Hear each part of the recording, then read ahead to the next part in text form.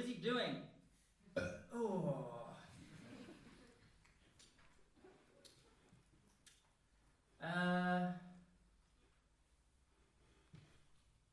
This is the end of the tour, is what you're looking at. Suicide notes. The door that you just come in from, it works the other way as well. So if you need to leave, you're welcome. I don't know how long they said this would go on or how long you want it to, but it fluctuates, see? Sometimes it goes on forever, and other times it's over too soon. Sorry. What it is I wrote a book this year, and this tour I'm reading the book.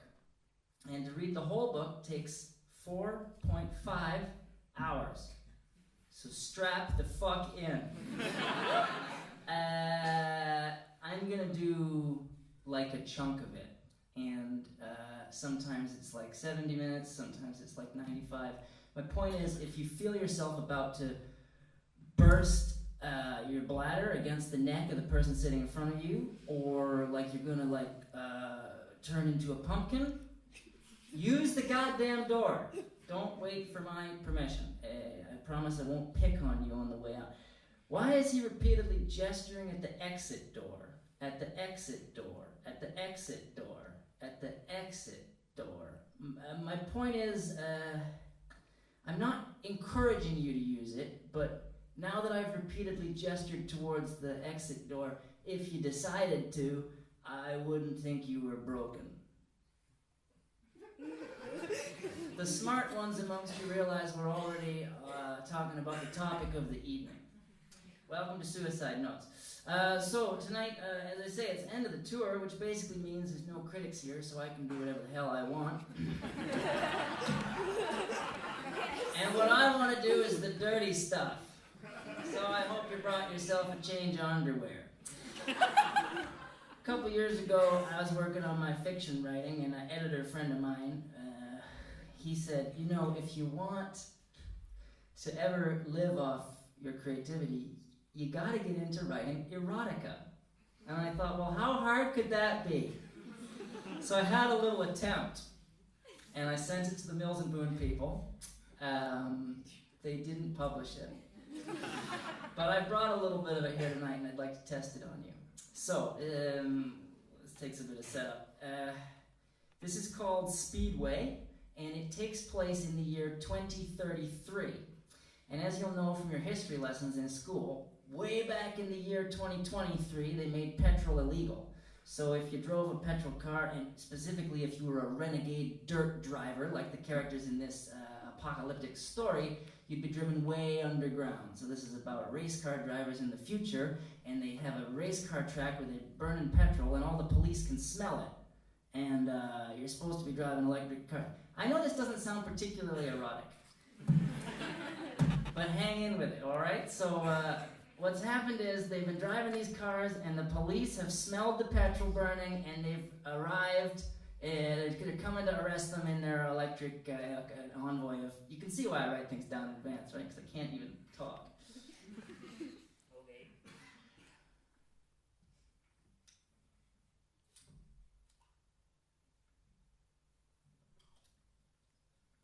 It's gin.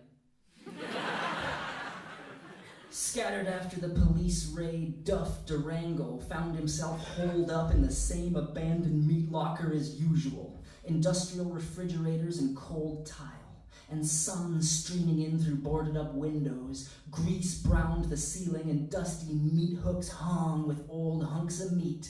Back when this speedway was open, this had been the remotest hot dog stand. Now it was just a derelict clapboard shack, no good for nothing except for laying low during a police raid.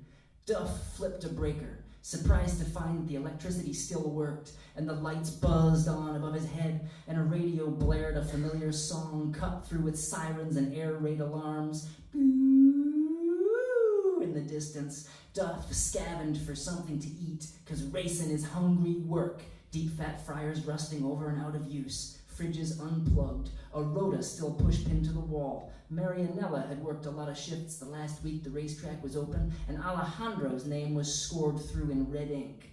Duff found an old jar of mayonnaise and scooped it dry with his chubby fingers, sucking mayo off his hands, pretending they was spoons. He heard the creak of the back door opening, and the clack, clack, clack, clack, clack of boots on tin. Someone else had found his hideout. Busted. Duff wiped the mayonnaise onto his denim jeans and fumbled with his handgun. Who the fuck? He thought. She rounded the corner, expecting to find the place totally abandoned. She was a square black hairdo and heart-shaped features, eyes wide set like a hunted animal, and she pulled her knife from her belt. He moved fast like a hunter, disarming her swift, the knife clattering to the dusty floor. He flattened her up against the meat locker door, pushing his barrel chest against her squishy tits, pinning her. He, a wood-chipped behemoth with a beard made of scar tissue, her buttery pancake batter sloshing out of leather. Who the fuck are you? He said out loud, putting the gun up against her temple. I'm your wettest nightmare. She held his stare. She was his equal. She was his match, or the flame that would engulf his match. He panted and cocked his pistol. Are you completely unafraid of me? I like your driving, she said, but you need to work on your hairpin turns. That's where you're losing ground. He cocked his pistol again, if that's even possible. I'm just a race fan, she said. I'm no expert. You're not a cop! Do I look like a cop? And his eyes drank her in for the first time, sucking the pancake batter. His eyes licked the frying pan clean. You look... And then his brain searched for the perfect words. You look like a really good dream on a bad night. She parted her lips slowly, and a web of saliva stretched from her bottom lip to her top lip. Orange peel lips like clementine. She pierced the saliva web with the tip of her tongue. She closed her eyes in slow motion. Her eyelashes were as long as a Tolstoy book and stiff like broom bristles. He uncocked the pistol twice. She pushed past him and made herself comfortable. She reclined on a stack of old cardboard boxes, and the side of the boxes had little cartoon hot dogs that had faces, and the faces was smiling, happy because hot dogs had hands in which they was gripping even smaller hot dogs, and those hot dogs had hands too in which they were gripping even smaller hot dogs, and all these hot dogs were smiling. And Randy thought to herself, I suppose hot dogs are a species that consume their young. Are you gonna give me a ride back to town when all this blows over, back to my car? It ain't safe to leave, Duff said. We make a fortification here. Well, how long till it's safe? I don't know. Well, you got anything to drink? Huh? You got any booze? No. They looked around. They both looked around for something they could drink. Well, then what good are you? She gave him the finger, and then she gave him the other finger. Driving's all I'm good for. I'm just a one-trick pony who's hung like a horse. And that was the truth of the matter. Well, tonight was my first car race. I sure like watching things, and this was at least as good as watching Microsoft Paint dry. Duff opened up the old Coca-Cola fridge in the corner. Check in there if there's anything they could be drinking. The fridge hadn't been plugged in for over a decade. It was empty except for spiders and cobwebs. He slammed the fridge door shut, and he thought to himself, what is a refrigerator if it's not keeping anything cold? Just an ugly closet, I suppose. Duff was one hell of a mind. What the hell is your name, anyway? Anyways, my name, that's a very good guess, she said. He pointed the gun at her. Duff hated sarcasm. He had no time for that. He could see Randy's heart was visibly beating in her chest cavity now. Randy, she said. Randy Rush, that's my name. It's the name my parents gave me the day I was born, and I've used it every day since. She didn't ask him what his name was because, frankly, she didn't give a shit. Plus, she had no memory. Drugs had killed her ability to memorize anything. 1 minute passed, and then another minute passed, and then 2 more, and then all those minutes passed away. Randy wiggled across the room, and she kicked open the pantry door. He could smell her perfume as she passed, with stink lines coming off her like a cartoon pie, dancing right up into his nostrils. He recognized the scent immediately. Expensive cologne? Date Rape by Calvin Klein. Randy ransacked the pantry looking for something she could drink. She found condiments, ketchup, and mayonnaise in moldy boxes, and she threw them over Creamy's shoulders. That's your first day at the races, eh, Randy? So I guess that makes you a virgin. She didn't answer. He felt a little self-conscious for having made that statement right then. Yeah, I guess you could say that, she said. I guess that would explain the cherry-scented splatter between my thighs. And then she came out of the pantry with a rusty metal can, brandishing it. Either that or maybe I cut myself shaving again. He smirked and sparked up a Cuban, brown smoke coughing in his red, raw throat. She takes a long slurp out of the kerosene canister. She lifts the gas can right up to her lips, and lipstick orange comes smudging off onto the rim. And now he knows she really means business. She gulps down that lighter fluid. She can feel it stripping her insides of everything that is still alive as she hawks it back up, and she spits it out in a real elegant jet that crosses the room, and he ducks it, and the stream of gasoline hits the end of his tightly rolled cigar, making a flamethrower like the climax of a Kiss concert. Hell, he thinks, don't we make one heavenly pair? And she pounces on him just then. She straddles him up against the sink, and he smiles like a hangdog and blows Cuban fumes right into her eyes. And she holds his stare, and she parts those puckering tangerines. I like the grow of your habitus. You sure got a bright disease. And they touch tongues electric, eyes open to drink in the moment. It's none of that romance shit, man. This is lust. She can feel the heat coming off him. She can feel him closing in, and he tastes the gasoline on her tongue as he drinks her saliva like a milkshake, and she can feel him straining against his denim. His hands are fidgeting aimlessly up and down her spine like he's pretending to know how to play a bass. Nothing better than a strong man going weak, she thinks. As she blows hot air into his mouth, inflating him like a human balloon. He swallows it, he lets her fill his lungs like a bellows, tongues flapping against each other like leather snakes. She breaks away from the kiss, and she leans back, and she raises one arm up above her head, and she winds back and karate chops him right in his man titties, hard enough to sting. And he pushes her backwards against a stack of cardboard boxes, and she hurls one of these hot dog boxes back at him in defense. He ducks it. He pulls his gun out, and the happy hot dog chokes and dies, swallowing a chunk of his own goddamn son. Duff levels the pistol up at Randy. They both pant. And, respectively. She now crawls towards him on all fours. She offers her throat to the wolf. He raises his pistol up to her face, and he runs its long, sleek barrel all the way down the length of her cheeks, and she puffs her cheeks out. And she puffs her cheeks in, and she puffs them out, and she puffs them. And she darts her tongue out slow, taking it for a sloppy, wet walk along the bottom half of her face. And she feeds the tip of her tongue, cherry red, right into the open barrel of the gun. And she looks up at him. And they listen to one another's panting like it's music. They listen to one another panting. It is music. And the blood is now pounding in his temples, and his mouth is dry, and his legs are wobbling, and the room smells like animal panic. The room smells like the in-tray of the slaughterhouse. She bats those eyelids again, broom bristles, which sweep the dust off the bottom half of her face. One of her arms moves down her body across her thighs, surely, surely, surely up inside of her.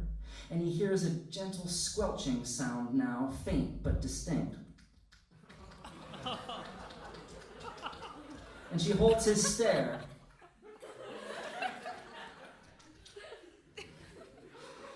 Her mouth falls open a little bit and saliva bubbles at the corner, and she is now rapid finger self-service checkout, checkout, checkout, check it out, checkmate machining herself. He widens his eyes in disbelief. His gaze drifts towards her crotch in order to verify what his nose already knows for sure. And the minute eye contact is broken, her free arm swipes down in a judo motion. She has distracted him successfully. She twists the pistol out of his grip, and then she's on her feet in no time, sucking moisture from her fingers like she's Colonel Sanders' secret recipe. And she kicks him. She kicks him square in his chest. He clatters up against the Coke fridge. She holds the pistol limp-wristed like it's an ice cream cone. He raises his arms in resignation. You got me. She hawks up a loogie at the back of her throat and she spits a huge gob of mucus and gasoline residue and it splatters against his face. It drips real slow, sealing one eye closed. Don't wipe clean, she instructs. And then he listens. Like a good little soldier, he does as he is told. The loogie is cooling as he does exactly what she says. He follows these instructions to the letter. He opens up his jeans to show her what he's got. His thing. It's brittle like tree bark. Dark red like beetroot. 14 inches long and 6 inches across. Is this all you've got? She thinks. Not the best she's ever seen, but she has seen quite a lot. Well, he's one hell of a driver. She holds him at gunpoint while he puts on a show. He jerks this thing fast, and then he jerks this thing slow. I want you to show me how you do it when nobody's watching, when you're alone, she goads. I don't have to practice, I'm a goddamn professional, Duff says. She picks the remainder of his Cuban cigar up off the floor and relights it. And then she pushes the point. She demands to see what nobody has ever seen. So he licks one of his mayonnaise fingers and he widens his stance and he shoves the finger up into his rectum. And the rectal canal beads a pus thing to lube itself a little. He starts himself kind of slow back there, but he gradually gains momentum, working himself in very soft circles. And then he inserts a second finger and he works himself in this kind of figure-of-8 tandem motion, making long, slow strokes down the 14-incher with the other hand. Tight, fast circles in the back. It takes a little bit of practice to get both these. It's essentially just the XXX version of this, though.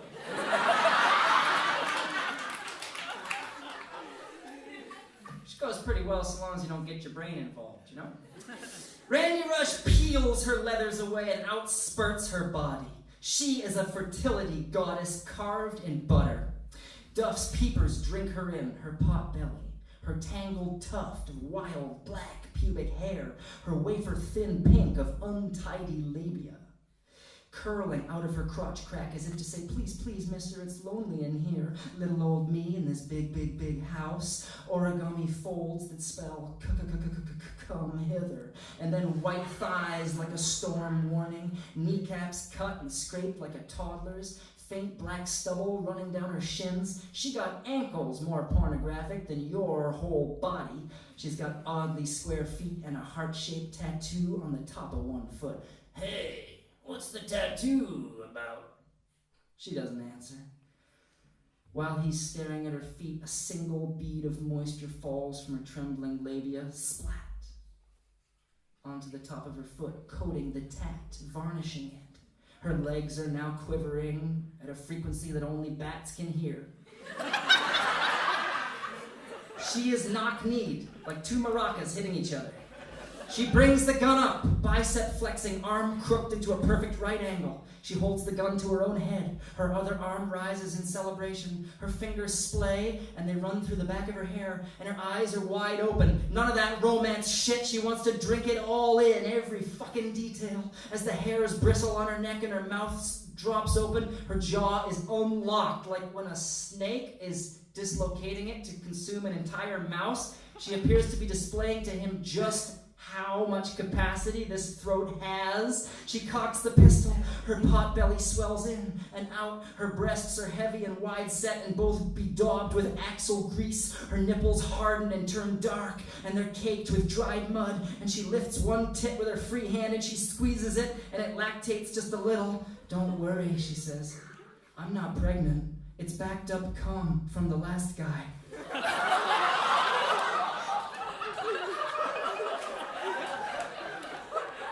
She licks the glistening white from her nipple and releases her tit, letting it slap heavy against her ribcage. So heavy, in fact, she breaks 2 ribs in the process. And she orders him to turn around.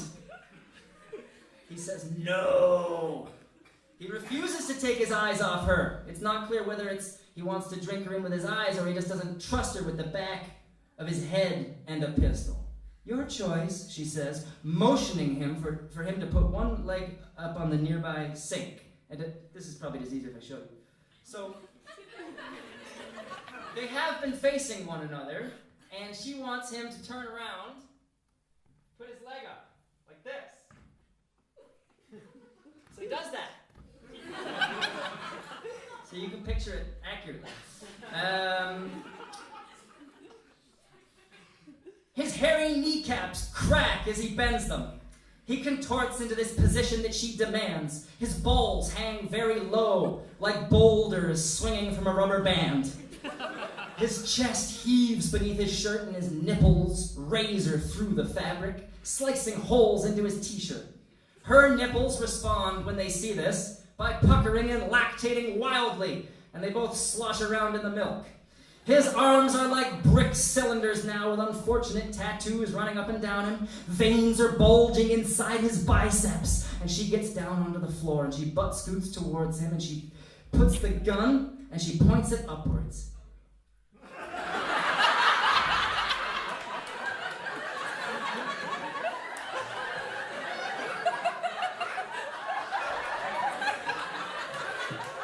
Where's your imagination going?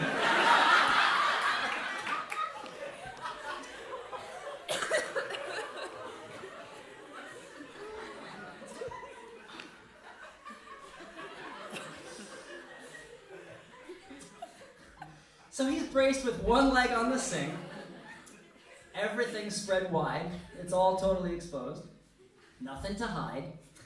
She gets as close as she can to his everything.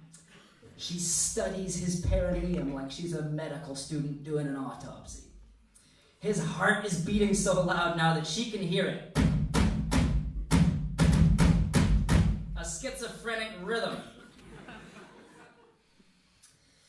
He begins to work his 14 inches again, slow rhythms gripping the bass, hanging on for dear life with both hands, which is about 7 inches per hand. His heart still beating audibly, thud, thud, thud, thud, thud, thud, thud. Why? Because he too knows what's coming. She spits onto the tip of the gun, and she feeds it into him. And she works it with crescent motions, shallow thrusts, pushing the whole length of the barrel into him, up to the finger guard and back down again, up to the finger guard and back down again, up to the finger guard and back down again, up to the finger, moisture smearing the metallic barrel. He moans low and long. Up to the finger guard and back down again, up to the finger. Hands like blurry lightning on his 14 inches now. Mouth open like a perfect circle, like he's gonna catch ping pong balls. Spit falls to grease the lightning. One-handed, his free hand, his limp fingers find his own chest. He tweezes his nipple, he cuts his thumb on it because it's sharp like a razor. Blood spurts across her face, and he lets go of the base of his cock, and it seesaws wildly from its own base, like when you twang a ruler off the side of a desk in school. Don't blow it! Don't blow it! Don't blow your load, she implores. He squeezes his eyes shut and focuses. He engages the Kegel muscles, and a million baseball statistics hurl across his mind's eye. His breathing slows as he steadies himself against the sink. His breathing slows as she fucks him with the gun. Slowly, and then less slowly, and then frankly, friends, not slowly at all. As fast as she can. She watches his anus take the metal. She watches it drink the metal in. She watches it throb and pucker, the hungry little thing. A pool of her is now forming at her own feet. She squats with her knees together. Her origami folds are soaked and squished, and her toes are sticky in the pooling liquid like it's changing room down at the swimming pool. Her thighs are pressed together. She crushes her throbbing origami, liquids gushing out. She's soaking every one of her folds. As she works the gun faster and faster and faster and faster and faster and faster, she dribbles from herself like an open faucet, and the speed of the gun thrusts seem to control, scratch that, they do control the jelly of her juice box. She pulls the gun out and transfers it into the other hand. Because you can get repetitive strain injury doing this kind of thing if you ain't careful.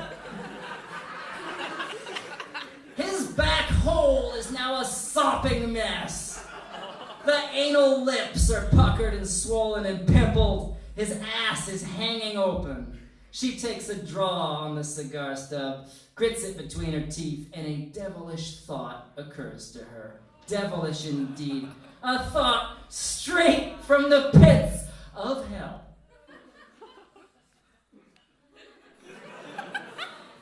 She balances the cigar stub on the tip of her longest finger, and she feeds the cigar stub up into him. Oh yeah.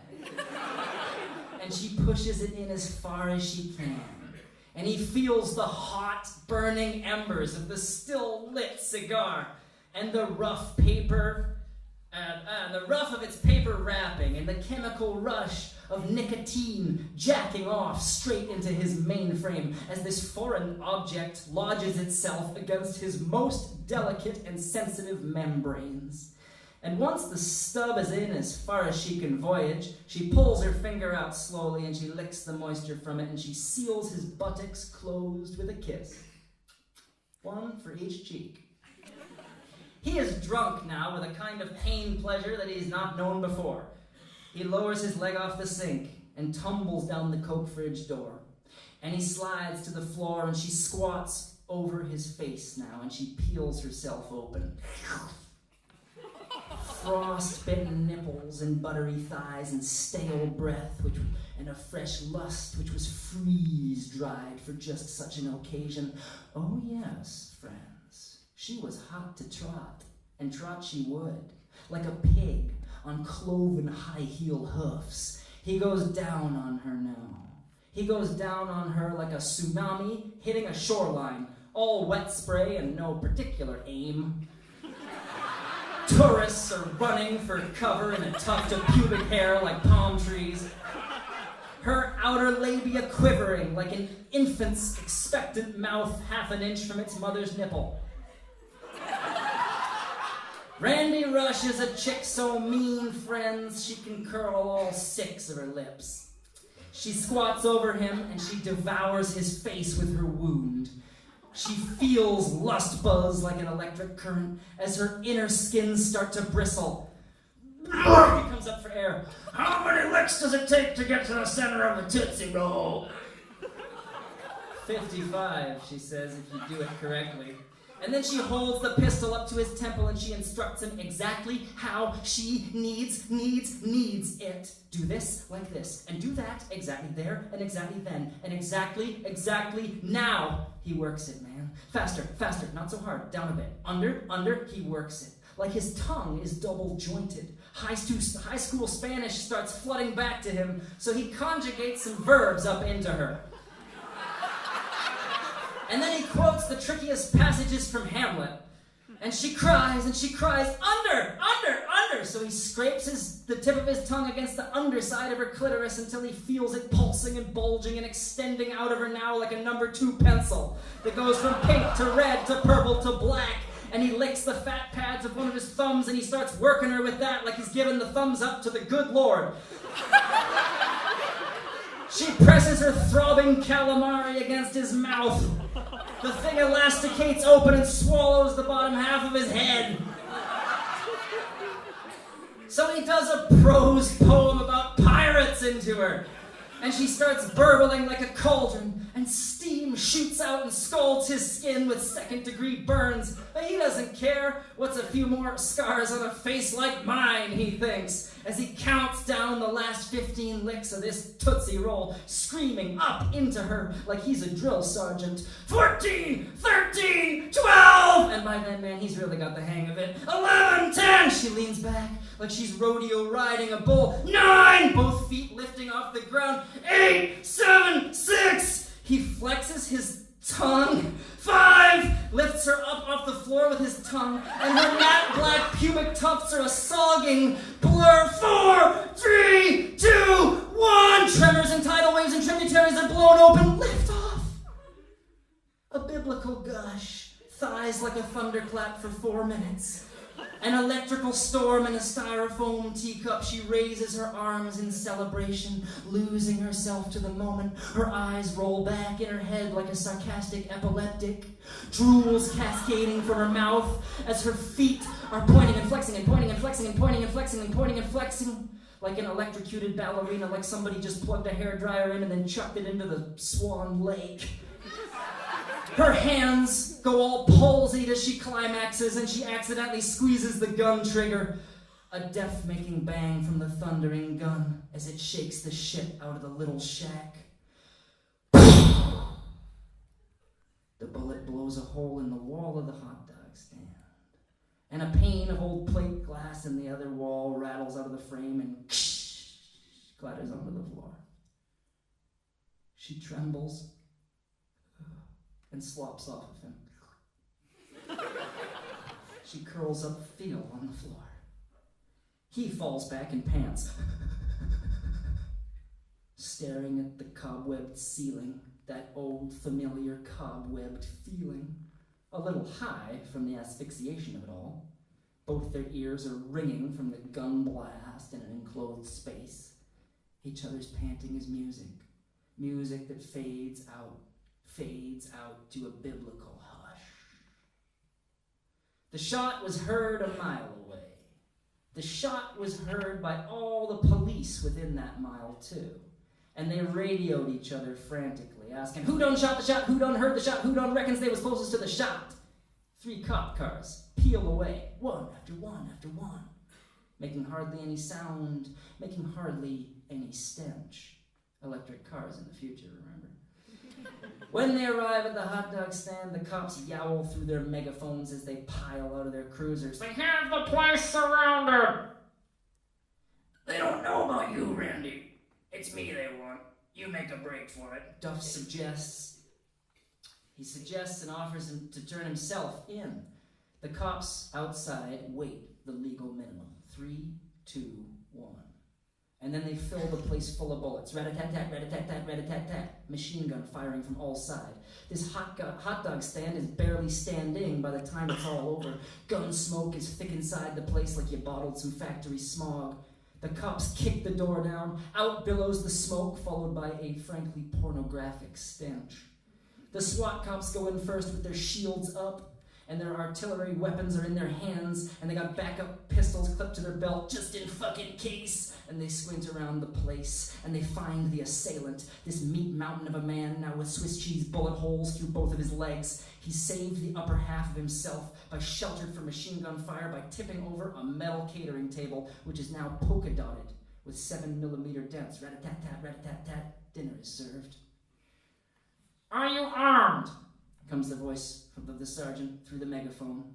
Duff levels his pistol at the nearest SWAT cop. He cocks back the hammer to blow them away. He squints in order to take aim, and the pistol flies out of his hand across the room and clatters against a big magnetic plate that is being held by Special Trooper Edmonds. The bullets clatter into a plastic evidence bag, which are instantly stamped with the day's date and a GPS code of the hot dog stand's precise location. You may find this technology alienating, but by the year 2033 you won't. It'll be commonplace. The detective is wearing gloves as he holds Duff's gun up to the light. Wow, this is an antique. Sheesh, you are a fucking anachronism, ain't you, buddy? Sniff it!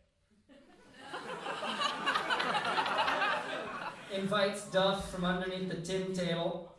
The cops look at each other. Sniff it! What? But the detective does this. I don't know if there's any police in the audience tonight. Is there any are any of you policemen? Okay. Well, I can't say there's always a lot of policemen in my audience, but sometimes we get one. If you worked for the cops, what you'd know is that not just police dogs, but policemen themselves actually have incredible senses of smell. So, like a good police hound, he puts his nose up against the gun and he breathes deep into his nostrils and he savors the complex aroma of the tip of the gun. He inhales it like he's sniffing a fine whiskey. The love reek from Duff's lower intestine hits his nose like a Tyson jab. Bash! The detective barfs into the closest sink. Several cops have now picked up the sweet tang of vaginal secretions in the air. It smells like sex in here, says one green sergeant. Well, I just been jacking myself off, says Duff. I swear it's only me here. I mean, what else is a guy supposed to do, waiting for you slowpokes to apprehend him? The sergeant takes in Duff's square jaw and his beard made of scar tissue, his mean mouth and his dry lips and the petrol tears which are pooling in his Bogart eyes. You're a dinosaur, aren't you, buddy? He says into the megaphone, squelching feedback around his words. You are a vision of the past, and you are over. You are history. History that is destined to be forgotten soon. You will be a rusting relic. The only future you have is making license plates in prison. Yeah, jibes another cop. License plates for electric cars. The SWAT cops hold Duff by his shoulders as a pair of electrical handcuffs are being removed from a metal briefcase lined with foam on the other side of the room, and they surge as they're powered on. And as they get passed hand to hand to hand on their way towards Duff, he thinks to himself, what have I got to live for now? I'd rather die a free man by my own hand than go down for a life sentence and be sucking toe jam from the pinkies of pedos in prison by my own hand. And with that, he pulled the pistol from the belt of the nearest cop, and he leveled it up at his own temple, and he squeezed the trigger. His skull exploded like a 40-watt bulb being hit by a baseball bat, and the heat of the bullet passing through his skull liquefied his eyeballs, and they sprayed from their sockets, soaking those of you who are sitting in the front row. Steaming brain dripping now from the walls of the hot dog stand. Home run, Duff. Back home to mother, back home to dust, to dust, to dust, to dust, Durango. Duff's headless torso now paused for comedic timing and then dropped the gun. And then froze again in a still life of moving death before crumpling to the floor. The policemen wiped their eyes so they could see, because Duff had coated the entire room with the contents of his skull. Detective Kim Rex pushed to the front of the rabble and she said, "A moment of respect, please, you animals, for the fallen." And then she enforced it. An entire minute of silence and stillness was observed for the memory of Duff Durango, a man they never met till a few moments ago, a man who they hated on specification, a man who had just drenched them all by exploding his own noodle, a man who you and I only knew for a brief few minutes, but who we will all carry a small piece of in our hearts forever. Randy Rush waited for the commotion to die down. She waited until she heard all the cops pulling out in their electric cars, and then she counted to a skadillion on her toes in units of 5 and 10, and eventually she emerged out of the Coca-Cola fridge. Thank God it was bulletproof. And she stepped straight into the crime scene. When she'd heard the gun go off, she didn't know what it meant, but she knew it didn't mean anything good. She stepped out of the Coke fridge. She saw that forensics had scraped samples of Doug's head splatter off the walls, and the bulk of it still clung, dripping in thick stalactites.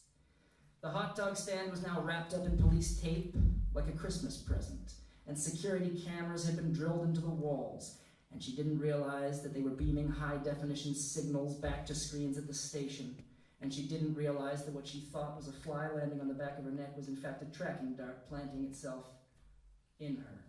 So she was as good as gone. So the people at Mills and Boone did not accept that.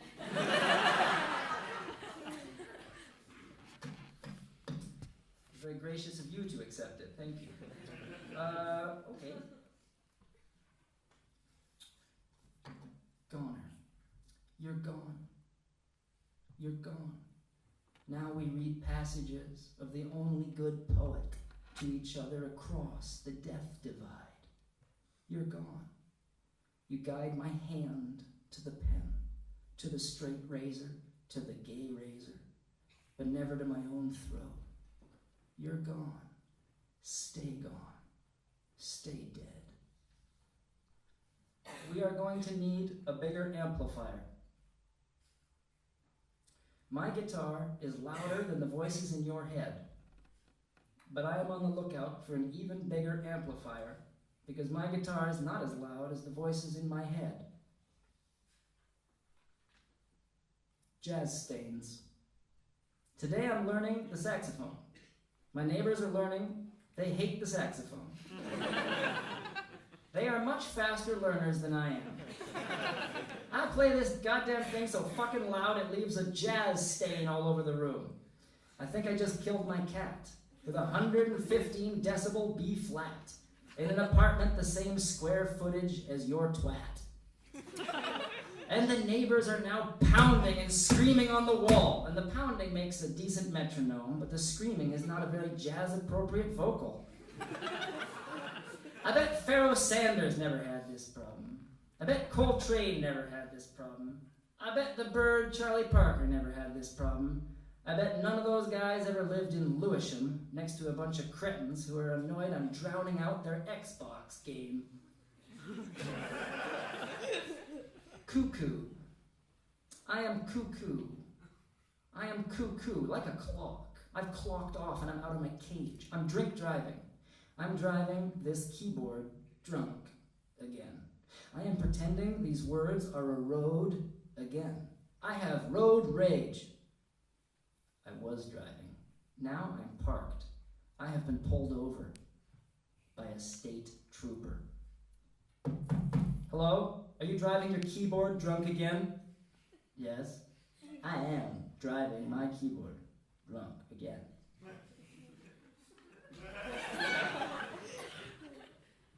Oh, this is one about the magic of theater. So I don't know if you guys realize that I have a life when you're not here with me. I don't just sit here and wait. There's other things that I do. And then I travel here, and then while you're coming in and getting your seat, there's a room behind you that I go and I unpack a little bag I've brought with me, and I got all these hangers on which hangs each and every one of these facial expressions. Every one I use in the show on its own hanger.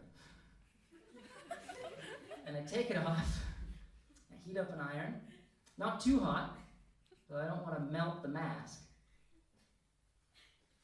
It doesn't really work, that one, does it? Dear stranger, you are insecure about all the wrong things. Don't get me wrong. Please do not get me wrong. You're totally correct to be insecure. Because there are some ways in which you suck hard. You just can't see them. And all that shit that you worry about, nobody else cares. Bumblebee. Bumblebee. Nearby to all of this, there's a bumblebee. He crash lands onto the lips of a very succulent looking flower.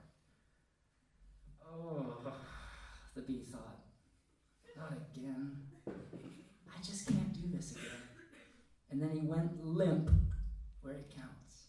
And he slinked off through the spring air doing the flight path of shame with a flaccid stinger between his legs. Why I still look like a fetus?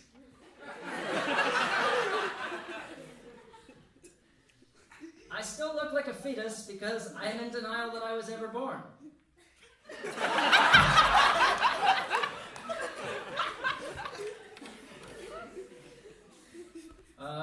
Afterlife. What if human consciousness carries on after all the electricity leaves your brain? What if your consciousness goes on to inhabit whatever you believed the afterlife was going to be? So, par exemple, a Muslim might find themselves in the long grasses with virgins splayed and waiting, and rubies growing up out of the ground, drinking from endless rivers of milk and feasting on infinite fresh fruit, everything so clean that pissing and pooping ain't even possible. And a Jehovah's Witness might wake up 28 days later style in their normal house, in their normal bed, to find that the whole world is completely abandoned. Because this world is already a paradise, they believe. And all that's going to be different is that it's just Jehovah's Witnesses and the rest of us are gone. So it's them and all the animals will be set free and running. Everybody would be blonde with blue eyes and they'd all be stroking goats. And it would never ever rain.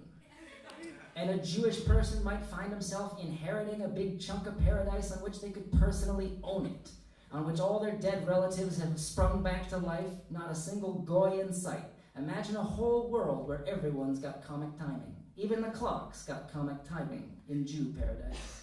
And the atheists would arrive into the nothing that they promised for themselves. And the agnostics would sail forever the gushing oceans of the afterlife on a pirate ship in the shape of a question mark.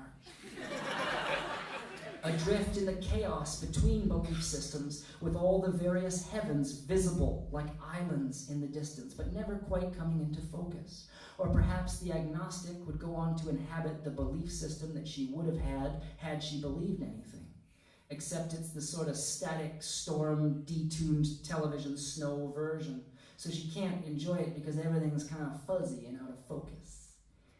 And what if the judgments at the end are not made by an external force, but they're made by you? And what if religion is there to provide you with the schematic for figuring out whether or not you passed or failed the test? If you are burdened with guilt, then you have surely mapped a hell for yourself that you will inhabit. But if you believe in a clear, white, blissful nothing, and you can honestly say that you have earned it, then welcome home. Afterlife 2. There is no afterlife. If you leave here, you're giving up on all there is. Dust to dust, dirt to dirt, dirt to dust, dust to dirt, and all the other permutations. Afterlife Part 3. There is an afterlife. Heaven waits for you, but you gotta hang in there. It is a crystalline, sleek beauty carved exquisite for you, an ecstasy beyond description. It is a peace balm that soothes all the wounds that you got running through this world barefoot, wild, and naked like you did. And your peace will come floating in on a pillow cloud like gusts of air conditioning, and there's no junk mail up there. It's perfect. Way up there above the ceiling tiles of the sky. But it is only accessible if you wait your turn. You wait for your invitation. If you try and jump the queue and decide when you die and go there when you feel ready, then it's blast furnace after blast furnace after blast furnace after blast furnace for you. Blast furnace after blast furnace with no fire alarms and no fire escapes, just blast furnace after blast furnace, skin melting off of you and regenerating just so it can melt off again, and murderers are in cages made out of skeleton bars, and there's cauldrons of piss that get served up like soup, and all the roses are dead and they smell of burnt hair, and black smoke fills your mouth, and there's this ventilator that's connected to a car's exhaust pipe. And everybody's got throat cancer of the entire body. And there's this big, strong vacuum they use to suck the fingernails right off your fingers. And you get daily butt rapings from a beast with horns and a Guido goatee who's got goat legs growing out of his kneecaps and splayed hooves where his feet should be and talons like samurai swords that rip open your back and dice you like minced meat. And if you think you're getting off easy because you reckon this rape is coming from a goat penis-sized penis, you're wrong. Because in my version of hell, Lucifer is a goat with a 45-inch penis that's coked up and hard for weeks at a time, knobbled like tree bark and dotted with genital warts. It's zebra striped with herpes scars running a spiral pattern the whole length of the damn thing like a candy cane at Santa's grotto. It's as thick as a lamppost. Maybe there's like a tin sign that the council bolted to it displaying the speed limit or maybe some kind of warning. Humps for 1,000 years. And in case that sounds like fun to you, this ain't no porn star penis. It's your dad's penis. In my version of hell, the goat man that rapes you for all eternity is your dad. Because it would be, wouldn't it, if you really think about it. Speaking of the devil, here's one called The Devil You Know. People say, better the devil you know than the devil you don't know. I say you don't know that because you don't know the devil you don't know. Speaking of things you know, here's a little one called You Know, You Know, You don't know what you don't know. But you know that you don't know what you don't know. You know what you know, and what you know, well, that's all you know. And you know that, whether you know that or not. One of the things you do not know is what the rest of us know. Some of the things that you know are the same as the things that I know, but neither of us knows which is which. And there's a lot that nobody knows, and almost nothing that everyone knows. And you are one ignorant son of a bitch. And that bitch, she was the daughter of an a-hole. And this ignorance doesn't skip generations. It's a constant in your family all the way back to single-cell organisms. So fuck you and every one of your ancestors.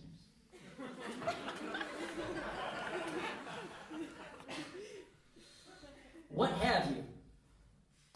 This one's about the economy. What have you? You take the money that you make, or get given, and you buy yourself a new what have you. And then you carry that what have you with you. So you always have your what have you with you. Hey, do you have a what have you with you? Yes. I always have my what have you with me. I don't leave home without it, because that would make it a what I don't have with me, defeating the purpose of having a what have you at all. No damn point in having a what have you if you don't have it with you. Have you got a what have you with you? I have a what have you, but I don't have it with me. How can you have a what have you and not have it with you? Well, that's why I had to ask you if you had your what have you with you, because I have a what have you, but I don't have it with me. Well, how do I know that you have a what have you if you don't have your what have you with you? Tell me, how long have you had your what have you? I've had my what have you so long I don't have to have it with me. All the time. Well, what have you got with you? Half of what have you. Half of what have you? Half of what have you. Well, what happened to the other half? I don't know. I haven't seen it. You haven't seen it? Hey, has anyone seen the other half of this guy's what have you? Shh! Just, it's easier if you don't get them involved. Why don't we just share your what have you? You got a whole what have you with you, and we could share it. But if we share my half of what have you that I have with me, we will only have half of what have you each. No, you'll only have half of what have you, but I'll have half of your what have you plus the half of what have you that I had with me anyway. Look, between us, we only have 1.5 what have yous, but we're 2 people. No, we're not. You're just a person I make by turning my head. I am! I'm afraid so. I am! Yeah. What?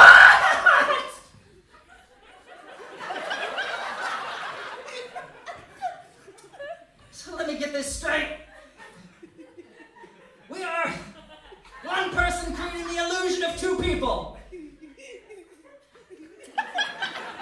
which averages out as 1.5, which is the number of what have yous that we have, so we in fact have the correct number of what have yous for the number of people that we are. Yes, but only if you share, because otherwise you've got more than I do. So they decide to share. And after a few minutes, wait! Now you have 2 half of what have yous, and I have half of what have you. Yeah, but in total we have the right amount. We've had the same total all along! No. That's too hard. Axe wound. Here's a romantic one for you. My ex-girlfriend used to refer to herself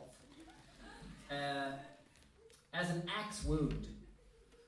It was never pussy or vagina or garden or cave or crack or pocket or purse or salty slit or second mouth or cooch or cooter or snatch. To her it was always axe wound, axe wound, axe wound every time. Axe wound, axe wound, axe wound.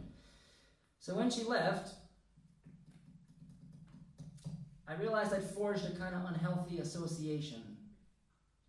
And now I'm on the lookout for a person who has an actual axe wound. A real one.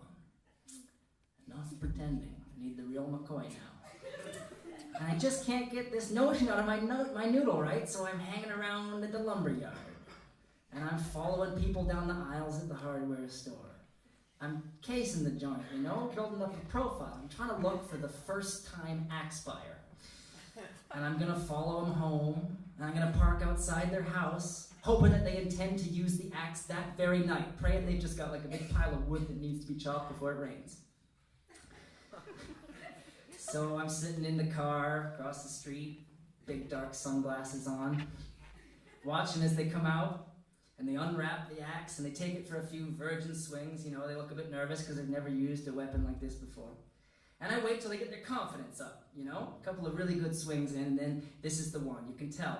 Their chest inflates, and it's a big, like, Tiger Woods, Babe Ruth kind of wind-up, and the axe head is glinting in the last strains of dusk, and the backswing begins, and then I punch my car horn as hard as I possibly can, and I watch the person's head turn towards the noise, startled by the noise of my car, and the axe is already on its way down, and the head of the thing near misses the wood. It bounces off the log, and one hand lets go of the handle, and the axe itself swings kind of rogue through the air, and then plants its vicious blade with a slurping noise straight into the fatty tissue of the person's thigh, or upper arm maybe, and then I'm untangling myself from the seatbelt and I'm running across the front yard. I'm jumping over their sprinkler. I'm drop kicking the pink flamingo in the mouth for good measure. I come skidding to a muddy stop on their lawn right next to this horrific accident. Fuck! Fuck! Help me! This person screams with this wooden axe handle hanging out of them like they're a human lollipop, and blood is squelching around the sides of the entry wound, and their tear ducts are doing their thing, pumping dime-sized water droplets out onto the lawn. And I'm thinking, with waterworks like that, man, that sprinkler is suddenly surplus requirement. What a waste of water. I'm going to report you to the council.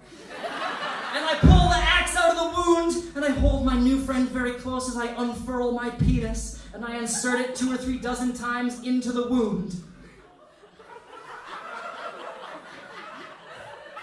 And in the awkward but beautiful moments that follow, the two of us are curled together, entwined like stray pubic hairs on the good Lord's bath mat. What the hell did you do that for? My new friend shudders. Oh no. Did you say fuck, help me? I'm a dyslexic. I thought you said help, fuck me. And then we cry, each of us for different reasons. And as I walk away from this scene, I'm thinking to myself, God, that's not even how dyslexia works.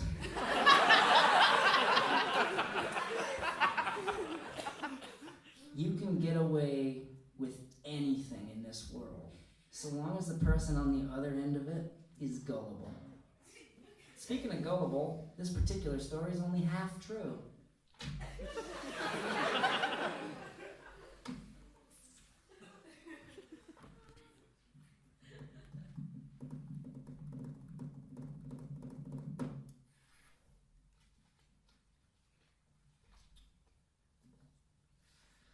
Slime gland from septic throat. Jump, skip town like a hot rod, fist pumped, blood beat temple like an ingrown iPod. Sight be told, and she squints into the wind as a yellow-trickled she-wad floats to heaven's gate on castration fantasy.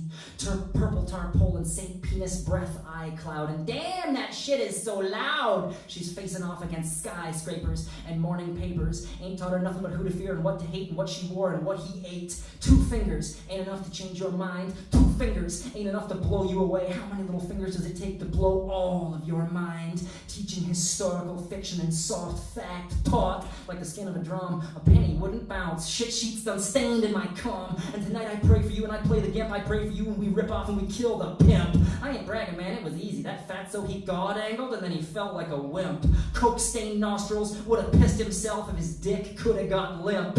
I ain't paranoid, it's simple. The mothership is coming back for you and me. And this hairdo ain't hair, it's an antenna helmet for beaming back reportage signals from what's fucked up on this planet back to our home planet. And when the matriarch goes off in the sky, you do not want to be beneath her. Trigger empty barrel, gloopy pupils like ink in water. Getting kind of bugged out because I can't forget that you're somebody's daughter. As a love wound appears across your chest like pearls. And we stare death into his dick like his pubic hair curls. From a pulpit, duck down, scrawling vomit on the preacher. She sachets across the room with an empty heart. A loud bzzz like swarm. And he buckles up into the room and she says, sorry baby, I was showering when you rang. And that's a lie. And she says, baby, if God didn't want me to lie to you, knew, he would have given me shame instead of a mouth, and the truth got rotted out like fungal sprout and varicose veins displayed on your youth. Suck, suck, CC lamps, suck, suck, CC lamps, roil in their sockets as they suck, suck, CC,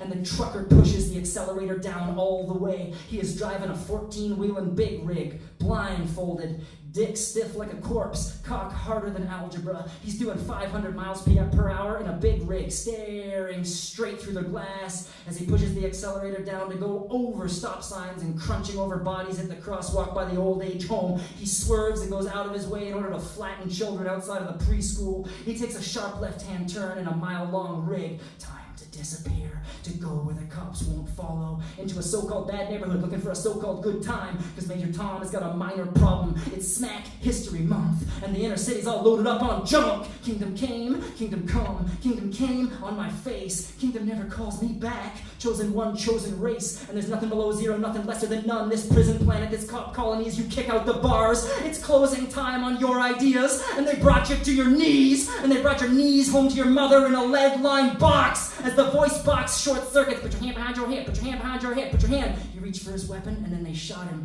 They shot him. He was reaching. We all saw it. Put your hand. We did.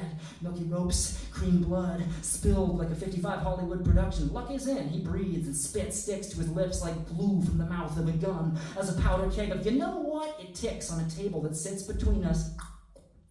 It's a waiting game of who blows which batch and which brought the better batch. Ba-ba-ba-boom. Out blows the window.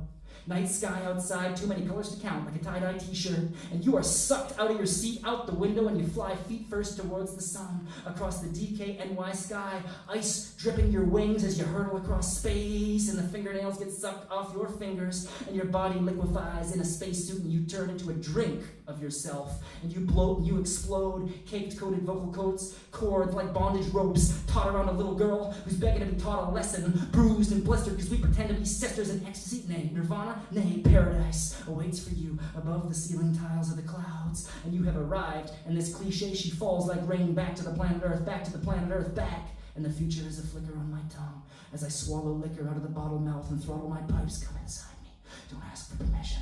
Slip inside to where the buck stops, hand over will, free or otherwise, till the lake is empty and entropy sings envy to an empty auditorium, and this amphibian, he crawls, slime gland from a septic throat, and he tears up his own face like a sheet of paper, and inside him is a little girl, and she spurts out in placenta. Little girl liquids, and she squints and wipes the slime casing from her freckled face, and she shakes her lizard skin off, and the scales evaporate into the moonlight, and her cooter glands glow pink in waiting. Is this, she says, and smirks in a loop so clipped, so degrading that we push it all the way to clipping, all the way into the red until it induces tripping, falling out of the planes, being sucked backwards up into the sky. What good is a parachute? What good is a parachute? What good is a parachute if you are falling like a dead weight, like a bag of bombs from an airlock? This man has killed himself in reverse, sucked backwards into the sun, piercing a small implosion, little incision, tiny inside her, tiny inside of her. Come inside, melt with me. Come inside, don't ask for permission. Come inside, come inside. Thought got think stretched to breaking, gun barrel wheels into your mouth, a muzzle inside, firing, pin number just 911, boom. Hammer blows your tongue off in a hole in your cheek like a secondary mouth, and you turn, swivel spitting blood, splinters cut, throat, weak hands jamming the safety switch as hard as possible, hard as possible, hard as possible. The barrel impaled in the veiny face hole in the smoke rising like a blunt as a heartless, wordless death song now, and you rise out of your own ashes like a bluebird's soul towards heaven. Naked dick sips urine like fine wine, just bad luck enough, just bad luck, because luck lies in a pool of what has been waiting, what has been spilled, and guess what? Death is just a corpse with a leaky dick like a trigger juicing X chromosomes into yellow-stained Y fronts with piss. And he cries, here goes everything, here comes nothing, here goes everything, as a lightning bolt shoots out from one of his fingernails and dances across the room, and it hits you square in your weak spots. Disease, flirts, death, dimension, demented, smoke, inhale, snorting the short stub of what is left of your brain as your skull is turned inside out and pulled out your nose by a fondue fork.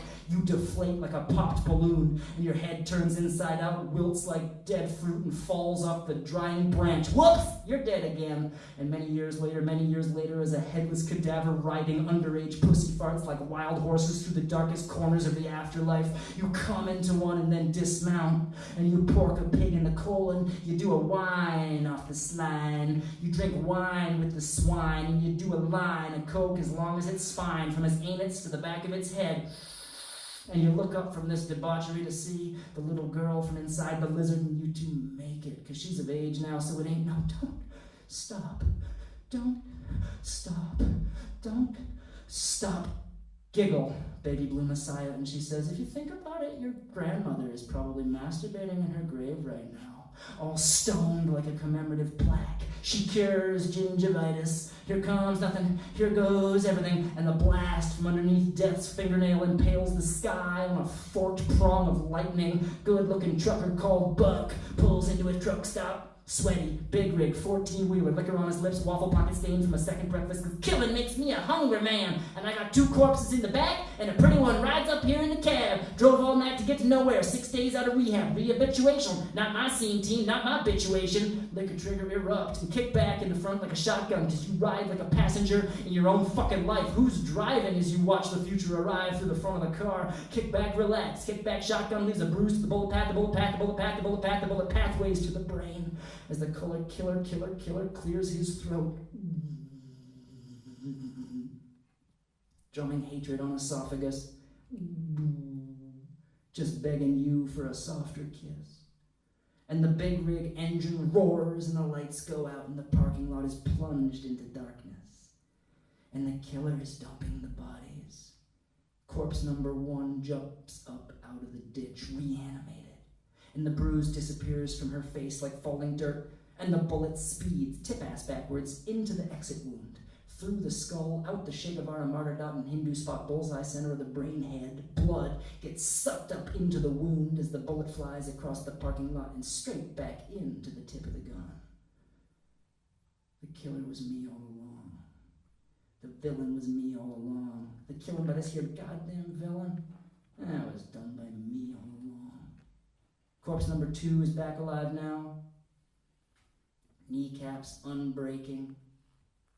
Throat unslit. Stumbling Bambi-legged in the parking lot. The face wound closes up as if she were never there. Reborn.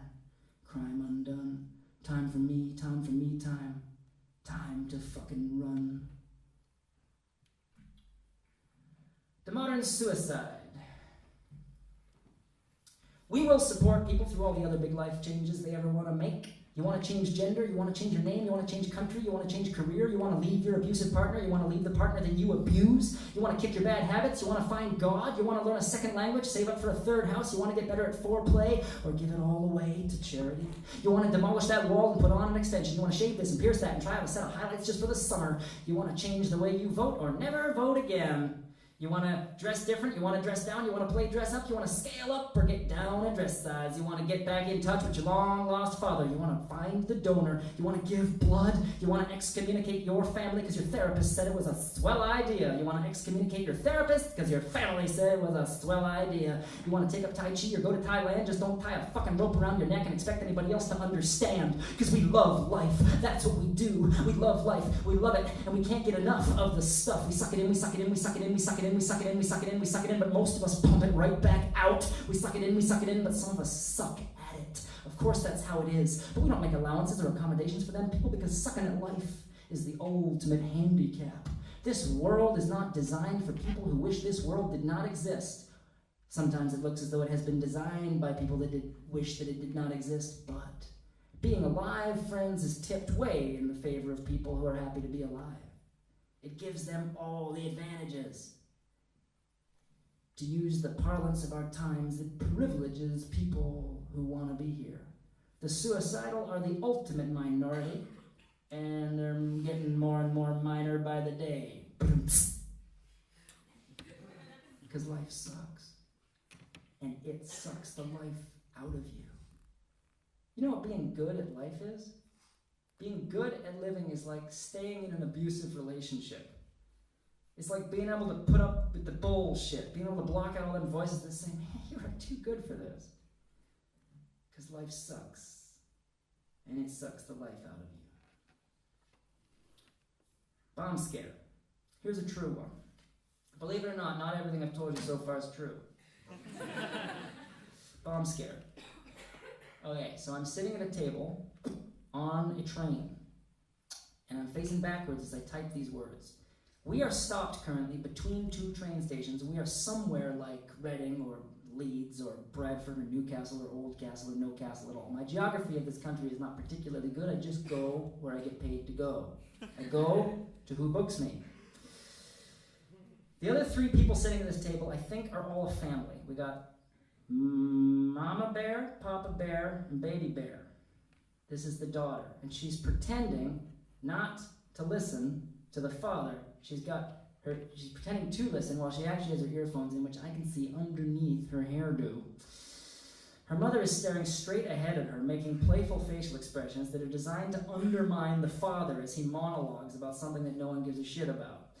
Her face is making sarcastic expressions that are designed to say something to the extent of, sweetheart, the bond of your and my sex is way more important than the bond of his and my sex. Because the sex that made you is not nearly as powerful as the sex that you are. It's hard to tell if the daughter's coldness is on account of she thinks both of her parents are lame or just the one. If it's just the one, the safe money is on the dad. For what it's worth, and I know it ain't worth too much, friends, I think they're both fucking lame. I picture myself sitting forward into the conversation and saying, excuse me, I've been observing you for a few stops now, and I've come to the conclusion that you're both fucking lame. But I can't risk that, because I can't risk drawing attention to myself today, because today is a day on which I have a splodge of dried liquid latex on the groin of my jeans. I've washed them on 60, I've washed them on 90, I've washed them on 60, and then again on 30, which totals 90. I've washed them by hand, I've showered and bathed wearing them, I've put them in the freezer, and this splodge will not budge. I've got dried liquid latex on the groin of my jeans, but they would never believe that's what it is. It looks even more like an ejaculation than an ejaculation does, and it could never be passed off for toothpaste. A screeching voice then comes over the tannoy. Something about, have your tickets and passes ready. Evidently this train is overstuffed and understaffed, and this particular staff member, and I do think that member is exactly the right word for her, can't see the funny side of anything anymore, possibly because the funny side is obscured by the hundreds of sardine-packed passengers. She makes her way into the carriage, and I am sitting in seat D48, in case you're autistic and you've got a thing for details. And she's checking the tickets with her hands and screaming with her mouth, berating people 5 rows away for not yet having their tickets in their hands where she can see them. Pretty soon we are 5 rows away, and then we are in the crosshairs, and the closer she gets, the more sorry I feel for her, because it looks as though her shift began in 2003. Is this anybody's? She screeches. Ladies and gentlemen, this bag is unattended. Ladies and gentlemen, is this anybody's? Being this close to her, she projects to address the entire train carriage. It's like trying to have a nap with a fire alarm instead of a pillow, with the fire alarm going off, obviously. None of us answers her. Perhaps we are afraid to, or perhaps we are too stunned. Is this anybody's? She screeches again, braying and kicking in her Virgin Trains uniform. Virgin Trains. Not hard to believe she is a virgin, because even at this distance and fully clothed, all of my defense mechanisms are shutting down. My cock is shriveling, turning inwards. My sense of humor is evaporating. My ability to hold eye contact is annihilated. She's berating us like we are school children in the 1800s. I hide my knuckles just in case she's brought a cane. I look up at the bag. She screeches, "The bag, ladies and gentlemen! It appears to be an orange bag." It is an orange bag. It appears to have laptop cables coming out of it. It does. It might contain a laptop. One hell of a detective. She prods at this thing with a finger as though it's about to explode. If nobody claims this bag, ladies and gentlemen, it will be treated as suspicious, ladies and gentlemen. Ladies and gentlemen, that means the bag will be removed off of this train at the next station stop, ladies and gentlemen. It will be destroyed by the security at the next station stop, ladies and gentlemen. Is it yours? Speak up now. Going once, going twice, ladies and gentlemen. It's mine! I heard myself say. She sneered and she leaned in and blood vessels popped all over her foreheads. Why didn't you say so before? Oh, I'm kind of hard of hearing, I said, which was now all of a sudden kind of true. She checked our train tickets and she moved out of the carriage and she sweated the small stuff the entire way. And I sat with this mystery package on my lap, covering my not-so-mystery package, all the way to my destination. And the family of 3 looked at me with a little bit of suspicion. They had been on the train before me, so they knew that this orange package was not mine, and they knew I was lying, but they didn't say anything. Too lame to stand up for what's right, I suppose. That night in my travel lodge, I dumped out the bag onto the bed. It was a tangle of wires, and sure enough in there was a laptop. It was a MacBook XP 5150J. You know? Like top of the range. It was the real jackpot. Next morning, I sauntered into a pawn shop, and I played it real casual, but I secretly switched on my acting when they weren't looking.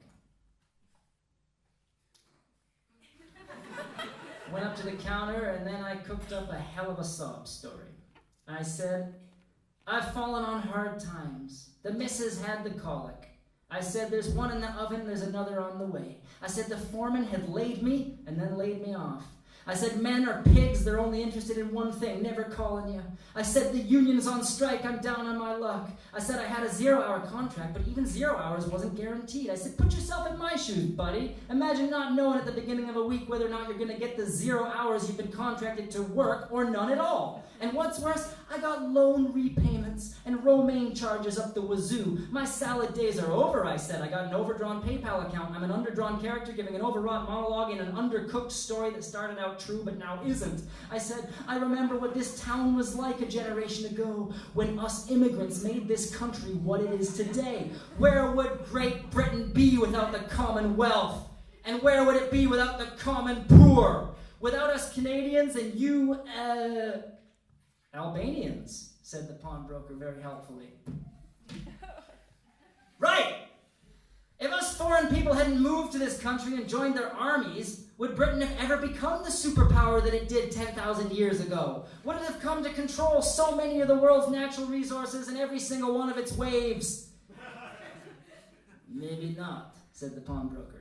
And if us Commonwealth hadn't woken up one day and then realized that we just don't know what we're doing without another government like puppeting us, that we just need a leader, and then chosen Britain to be that leader and invited them in to be our dominatrix, and if we hadn't topped them from the bottom, being real bossy bottom so effectively for so many years without them realizing, then what would this fucking country even be right now?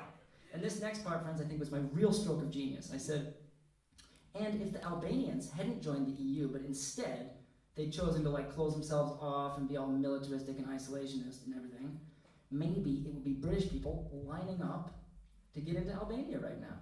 Yeah, fuck Albania, we both said in perfect unison.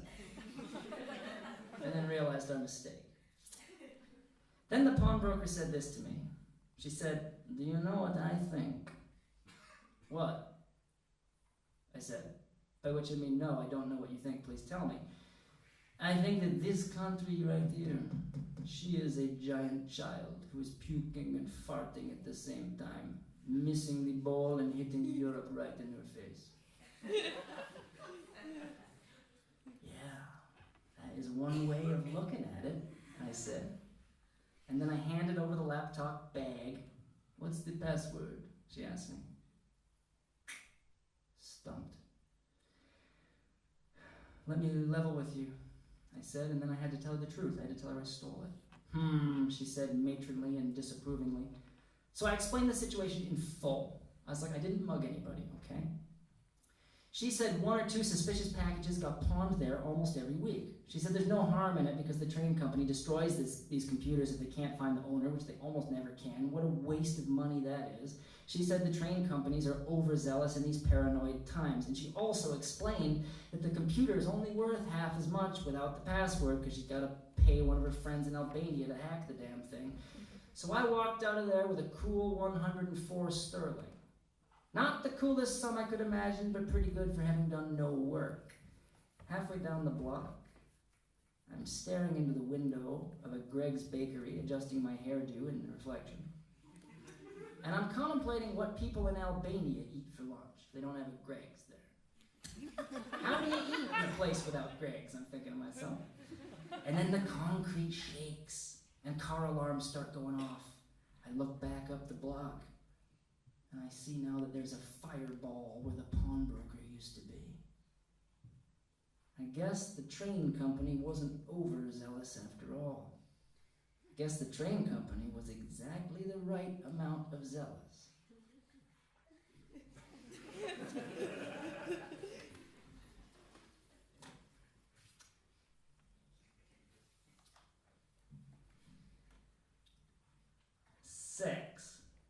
I'm glad all these allegations are coming to light.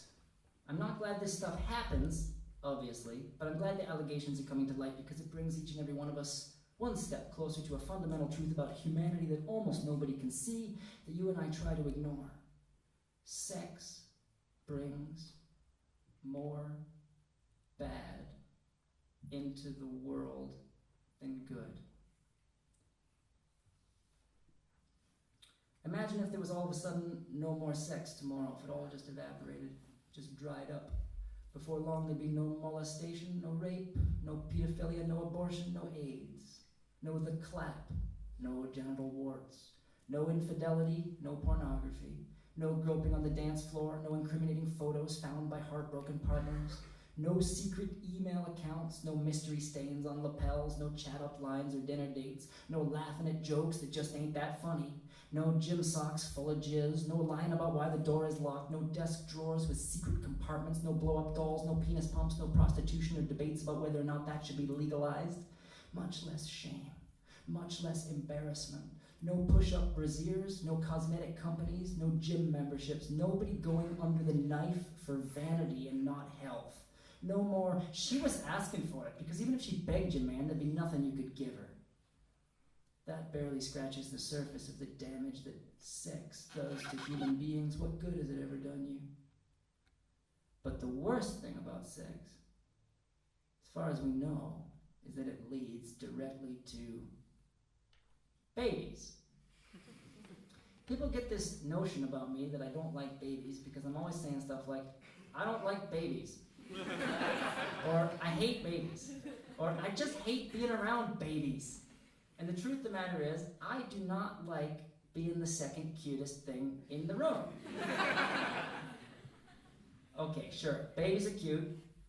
I'll give you it. But it is also just your opinion. It is not a cold, hard scientific fact the way it is with my cat. Some babies are pretty cute. Other ones look to me like they should go back in the oven for another 20 minutes. Is it too late to abort this one, Sheila, and try again? I can't help think that what we are worshiping when we all gather around to a newborn to fawn is just ourselves. Like, not you and me particularly, but all of us when we were younger. You know, the idea of youth. Because when you arrive on this planet, man, you are the best you're ever going to be. And it's all downhill from there. Because when you're a baby, people are going to travel from other countries just to meet you, even though you can't say nothing yet. And they're going to say how good you smell when you're sitting in a chair made of your own poop. And they're going to say you look real good when you just vomited all over yourself. As far as I'm concerned, until you can form a sentence, you are just an echo of the humping that made you. Think on this the next time you see a baby. That little thing is going to grow up to be a person, a real person, with insecurities and prejudices and out-of-date opinions and little mannerisms that make them insufferable to have dinner with, just like you and me. And anyway, what kind of an egoist do you have to be to think that if you made a new person out of all of your genes, you would actually like that person? What if they inherited none of the two things that you like about yourself? And all of the 1,002 that you can't stand? The problem is, if you don't have a baby, you will be forced to live your own life and to find meaning and substance on your own and to not live vicariously through the little puppet replacement that you create. So if you want to leave a mark on the world, you're going to have to do something. Uh-oh. Because you probably are not the type to build a monument. And you probably don't have the courage to tear someone else's monument down.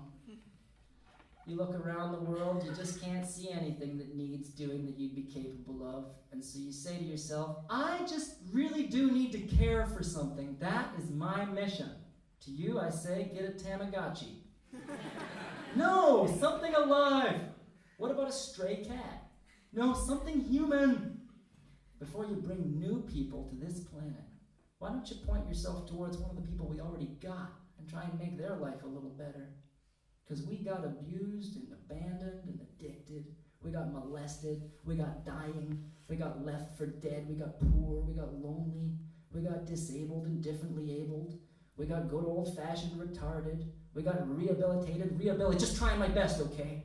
We got off the wagon, on the wagon, at risk of falling off of or up onto the wagon. We got run over by the wagon. We got a drunk who's driving the wagon. We got blind, we got deaf, we got deaf-blind, we got blind in one eye and double deaf. We got deaf in both ears and deaf in just one, and the deafness is switching from one ear to the other.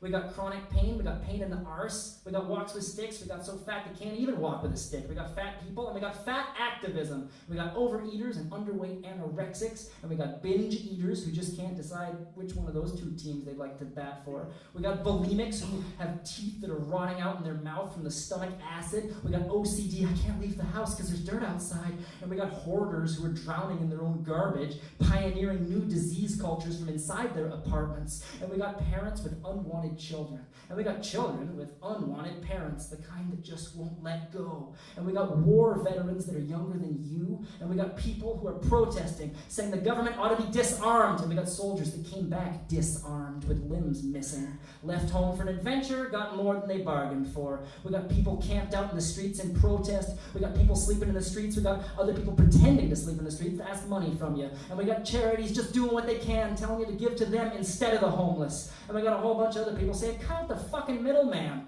We got shelters and shell shock and shell oil. We got train tracks across your back.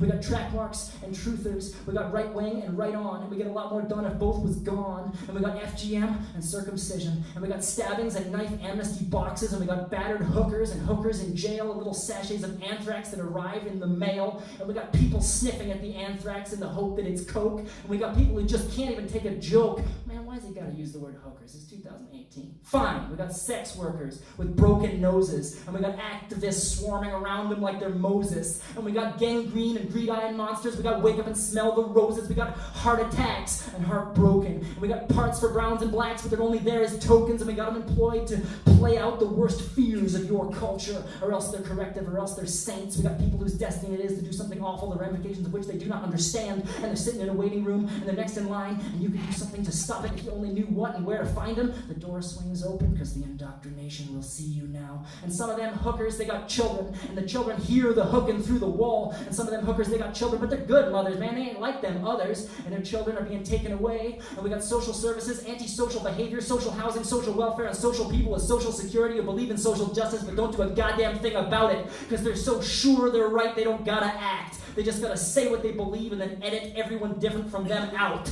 We got people blowing loads where they shouldn't, and people loading up on firearms to blow away the school, and people looking the wrong way, the other way, who are in the way, looking at their own reflection in the mirror and nothing else. We got people who are looking forward into the future and looking back into the past, who can't keep their eyes on the present because the present dissolves too fast. And we got hells of every color, hells of every stink, leaking up from the holes in the bottom of this sinking ship, bubbling up in the sink, clogging the throat. We got draining people that suck life from you like vampires. We got bug-eyed and bug-bitten, itchy feet, itchy ass, itchy genitalia. We got don't know nothing and knows way too much. We got don't make nothing and makes too much. We got a few people who disappear because they do not take enough, and way more of us who's always taken too much. And there is gave up, but there ain't no such thing as gave enough. Take away the suffering of the people who already exist before you medicate yourself by needlessly bringing more people into existence. New people who don't even have mouths with which they could say no thanks. And if all the world's problems are beneath you, and you're just not going to be happy till you see your own fingerprints on the head of a child, adopt. How's about you help clean up somebody else's mess before you create one of your own? And if you want a kid, but you aren't willing to care for one who's already here, not my problem, then I pity the child that you would raise, you pillar of the community, you. And if you insist on having your own kid, and you only love them because you're your own kid, then you gotta own up to this fact, friends. The love you feel for your children is just the socially acceptable version of sniffing your own fart and enjoying it.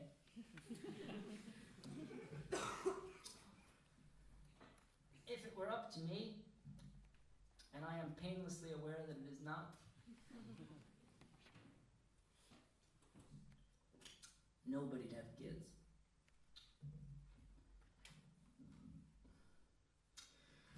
And if nobody had kids, we would stop replacing ourselves and the whole species would die out. Do you think the animals would mind? The ones beneath us on the food chain? Do you think they'd be like, oh, come on, guys? What about the planet? The planet shed me tears. The rainforests and the ozone layer would not mind, I know, because I've been texting them both today. That's a good idea, Chris. Go for it. If the human race were to let itself go extinct, planned obsolescence, just think about the next 100 years.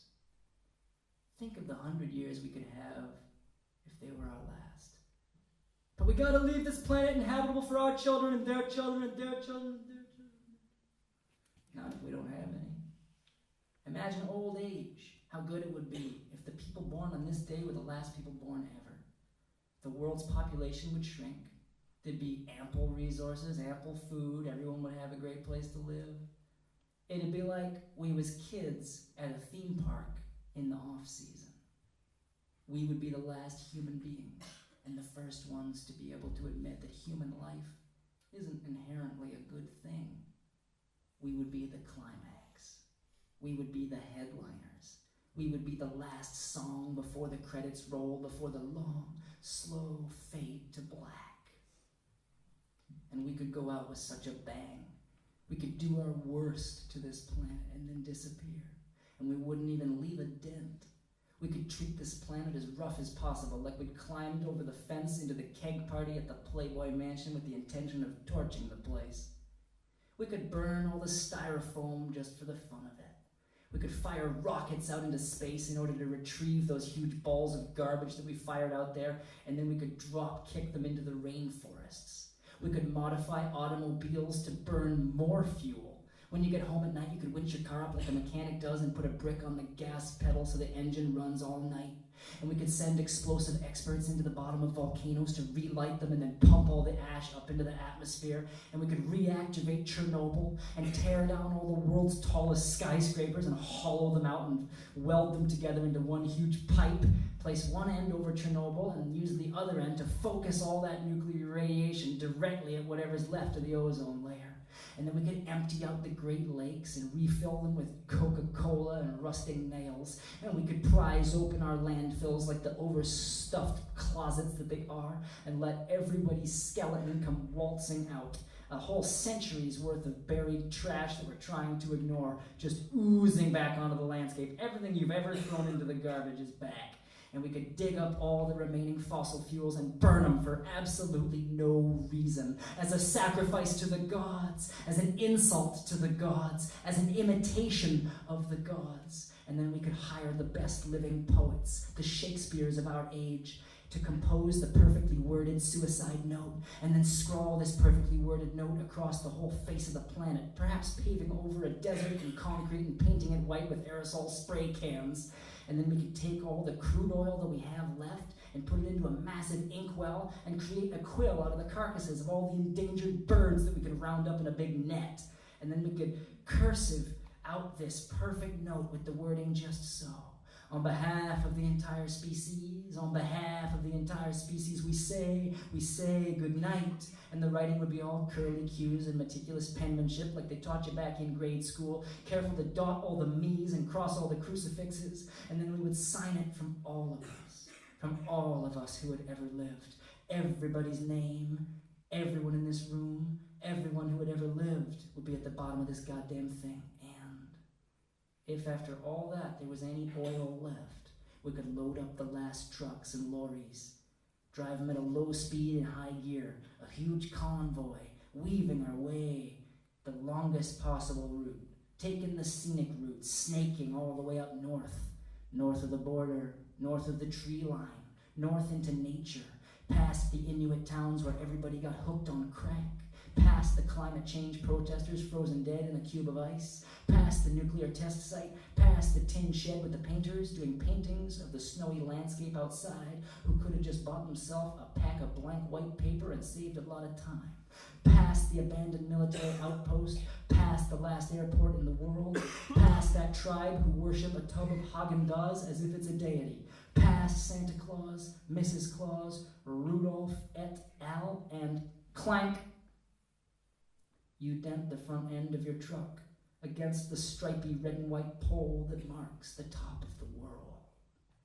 And from here, at the top of the world, you look out at outer space and you see the stardust that all of us dead people have now gone back to being. And you pour the last drops of crude oil directly onto the polar ice caps like you're frosting huge cupcakes. And then you light them on fire like giant flambe. And these food analogies are appropriate because in this last moment you realize that death is the dessert at the end of life. It's the sweet spot that we've all been waiting for. And as the flames burn and the last human beings die, one by one, by one, by one, by one, by one, until there is no one left, and the earth, she will breathe a big sigh of relief, and she will pause for comedic effect before she says, "Is that all you fuckers got? Who's the top of the food chain now?"